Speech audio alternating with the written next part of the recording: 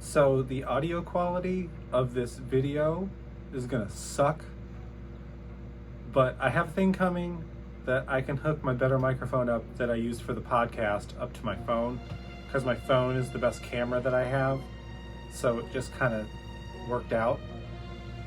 And this weekend, I'm going to talk about the Five Nights at Freddy's movie because I'm going to see it tonight, and we will see how much better or worse the audio quality is there. For this video, we're going to talk about The Burning, because I watched The Burning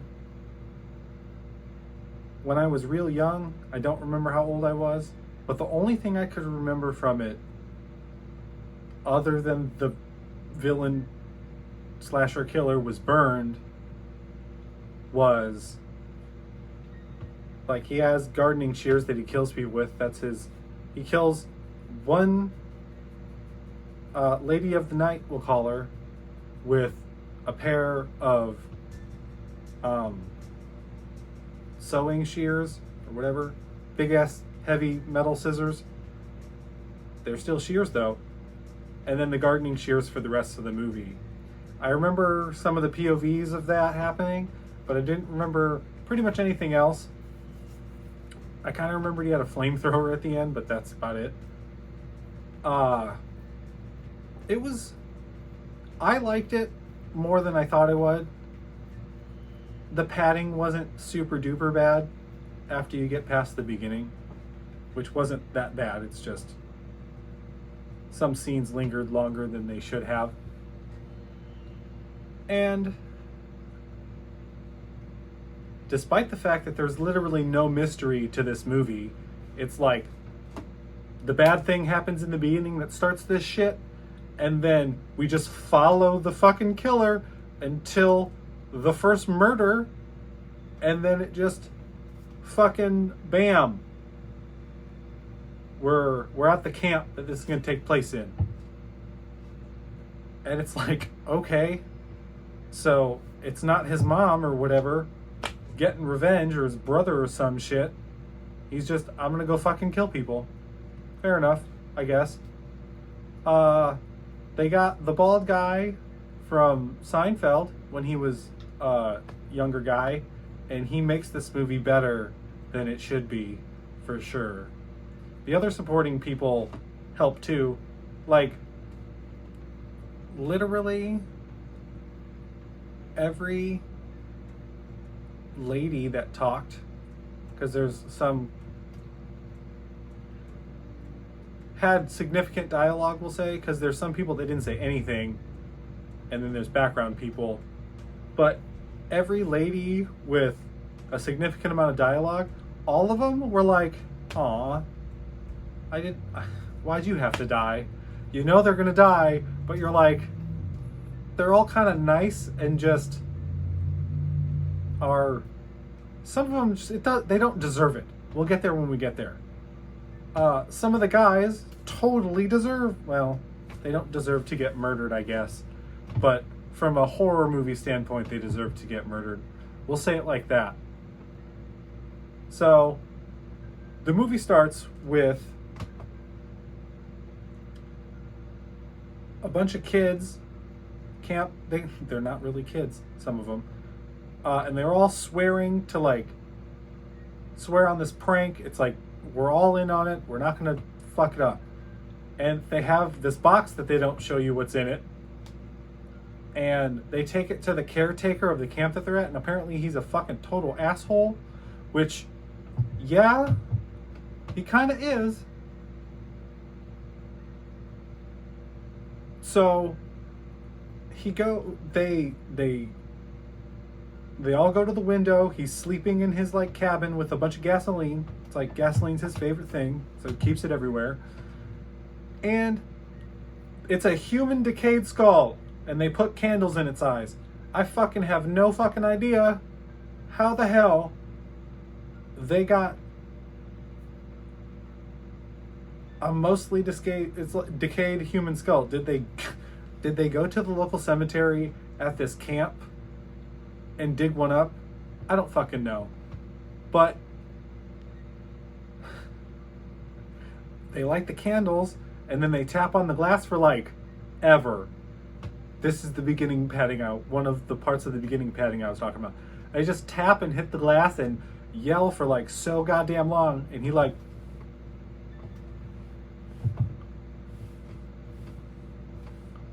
oh, a skull! Freaks out. And then he like knocks it down on purpose onto his legs, which lights his legs on fire, which then he rolls into the gas can, knocks it over onto himself, and then he runs out, which is awesome because it's a dude on fire. But the problem is, when he rolls down the hill for a really fucking long time. It's like you're looking at your watch and you're like, is he gonna hit the water soon or just roll forever? And then he hits the water and the kids all like, fucking run! So it's like a week later and this asshole emergency room worker guy that's been there for 10 years is trying to scare this new doctor that's been there for a week. So he like takes him to the burn victim who's a monster. He's a real monster. And then gets the shit scared out of him when the burn victim grabs him. And it's like, at this point, you're like, I feel kind of bad for this guy. He just got accidentally lit on fire and got called a monster about 3 times. And then it's 5 years later, and they're like, man, the skin grafts didn't work. We got to try it in the next 6 months. Good luck, have fun. And then he goes and gets a lady of the night. And when he finally reveals his face to her, not us,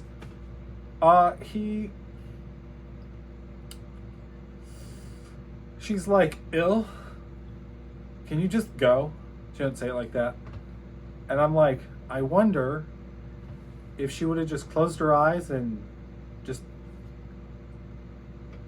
bit the bullet, we'll say, would she have not got murdered to death? By the way, a lot of the deaths in this movie are just getting stabbed right here.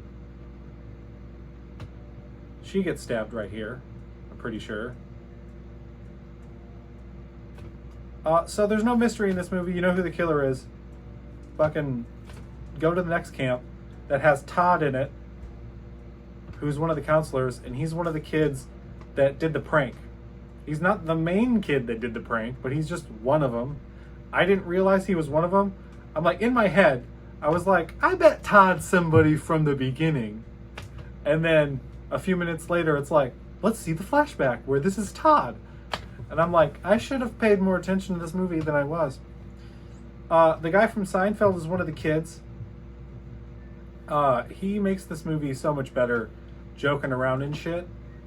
There's Glazer. He's the fucking asshole bully that works out. That's a one-pump chump later on. There's the other nerdy kid, and then the new kid who's like pseudo main character, but like Todd's the real main character. The kids are just there to be like, this is gonna sound weird, but it's an 80s slasher, so whatever. Show their boobs or die, or just hang out in the background. Those are their only real goals. And a surprising amount of the kids in this movie don't die. But like, I think only like 3 or 4 of them are annoying enough to be justified to be murdered in a slasher movie. And then the rest are like, come on. Another thing I like about this movie is they don't do a whole lot of stupid shit except for this one part. But we're not to that one part yet. So the new kid is a weirdo, and Glazer, who's the bully, fucking hates him because he was trying to scare Glazer's girlfriend in the shower. That was a dumb place to do that, guy. So then, now Glazer's like his number one enemy, and then dude from Seinfeld, and then mousy kid with a BB gun gotta like protect him. It's like a nerd versus strong guy war, and then the ladies come in and just like basically pick on Glazer. That's about it. Let's get to where the killer finally gets to shine instead of just seeing. He has like weird prismy vision. It's like it doesn't make a whole lot of sense. I think they were just shooting for something. So a bunch of the kids, including all the people that matter, are going on this canoe trip, and they go to this secluded area, and one of the asshole... Well, no, we'll start here. The first night, Todd tells a scary story, and it's the Cropsey story, and it's like, I know he murdered a prostitute, but it's like, how are we gonna keep like hammering home how much of a dickbag this guy is? Apparently he's a real piece of shit. Real piece of shit, and he's a real piece of shit now. Apparently the dude's just a piece of shit. Whatever. One of the asshole counselors fucking jumps in and scares the shit out of everybody. And this guy tries to get laid by one of the... I don't know if she's a counselor, but nobody seems to give a crap. I can't tell if she's a counselor. But they go off, and like, he's being real fucking aggressive. Like, he doesn't actually like hit her or all the way force himself on her, I guess. But he gets pretty forceful. And then she's like, fine, then I'm gonna leave. So she leaves. And does he get murdered? No. She gets tricked to go into the woods looking for fucking clothes, thinking that somebody else was playing a prank, and gets fucking stabbed to death, I think, probably. And then that makes the other two counselors, Todd and the lady counselor, question asshole counselor, like, what'd you do to her? And then they're like, where'd all the fucking canoes go? She must have taken one of the canoes. And then instantly, like right after that, they're like, that's fucking stupid. Why would I even say that out loud? I think he was just trying to like make the atmosphere of the scene less tense between all the characters. That's all he was doing. Todd's pretty cool, except he's a fucking asshole. Like, about the whole, I know the guy was bad, but he wasn't a murderer until after this. So it's like, you didn't even know he was that bad, and you're still calling him a piece of shit after you burned him. Well, your prank burned him. But other than that, Todd's great. So now they build a raft, and Glazer and his girlfriend sneak off for a little bit, and then they build this raft, and they have some real paddles from the canoes and then some built paddles, and it's asshole counselor, and they're gonna go get help. Two ladies that one of them pushed Glazer into the water, and the other one had a spermicide joke said. And then the skinny mousy kid that hangs out with the weirdo kid. So they see a canoe and they're like, is that our canoe? And then one of them's like, whose the fuck else canoes would it be? And I kind of thought the same thing, but I don't remember what color the canoes were. Here's the dumb part. They go up there, and this guy only it's a fucking super it's like adamantium shit, but like, he cuts through a skull with it. Okay. But it's like, you all have sticks in your hand, and it's one fucking guy. And it's not even like Darkman. He's just a fucking guy. And like, fucking counselor dead, and you're like, woo, counselor's dead. And then just slash, and nobody thought to hit, like, the nerdy kid gets his fingers chopped off. That's pretty sweet. Sprays blood everywhere. And then his arm gets chopped off and like pulled out later. It's fucking whatever. So then we cut to Glazer being a one pump chump, and she's literally like, is that it? After all this fucking build up, that's it?